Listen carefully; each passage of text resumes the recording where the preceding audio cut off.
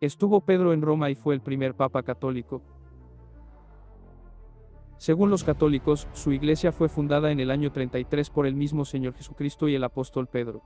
Los católicos citan a Mateo 16:18 como prueba de este hecho. Y yo también te digo, que tú eres Pedro, y sobre esta roca edificaré mi iglesia, y las puertas del Hades no prevalecerán contra ella. Pero aquí Jesús y Pedro no están fundando iglesia alguna. Los católicos simplemente malinterpretan las palabras de Jesús, y creen que Pedro es la roca. Unos versículos más adelante Jesús le dice a Pedro: Quítate de delante de mí, Satanás. Me eres tropiezo. Porque no pones la mira en las cosas de Dios, sino en las de los hombres. Entonces, si Pedro es la roca, ¿también Pedro es Satanás? Pues claro que no. Veamos quién era Pedro.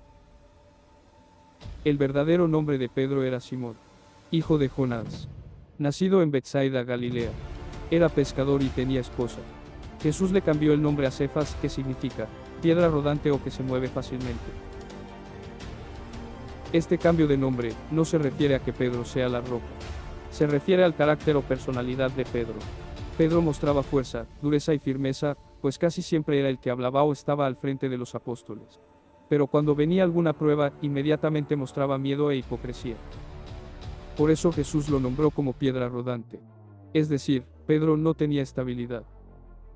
Podemos ver la personalidad de Pedro, cuando negó 3 veces a Jesús, luego de declarar que daría hasta la vida por el Mesías. Cuando Jesús le dice si lo ama en 3 ocasiones. También cuando se le ordena en 3 ocasiones que coma de algunos animales inmundos que se le mostró en una visión.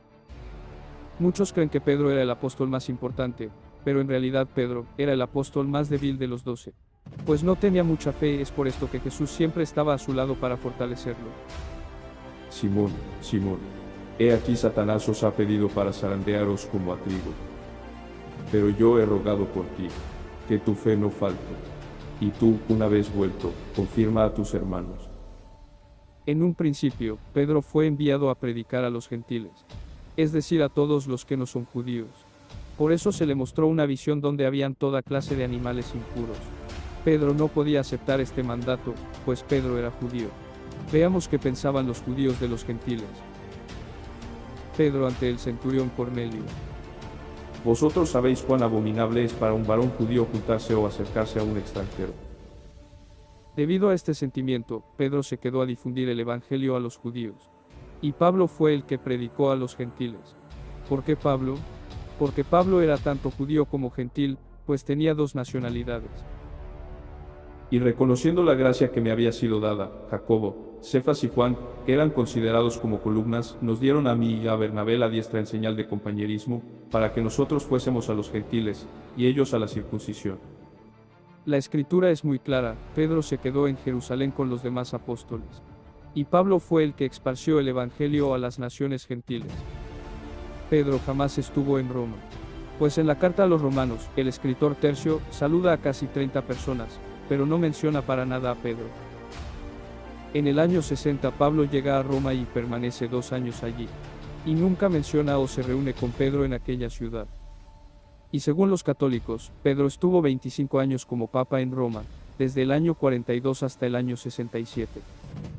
En la Enciclopedia Católica volumen 1, se dice de Pedro: en cuanto a la duración de su actividad apostólica en la ciudad romana, la continuidad o no de su residencia allí, los detalles y éxito de sus trabajos y la cronología de su arribo y de su muerte.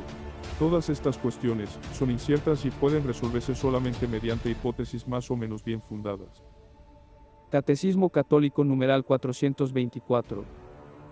Nosotros creemos y confesamos a propósito de Jesús. Tú eres el Cristo, el Hijo del Dios vivo.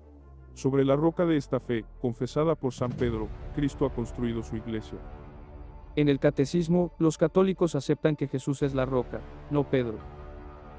En conclusión, Pedro no fundó la Iglesia Católica y tampoco fue el primer papa.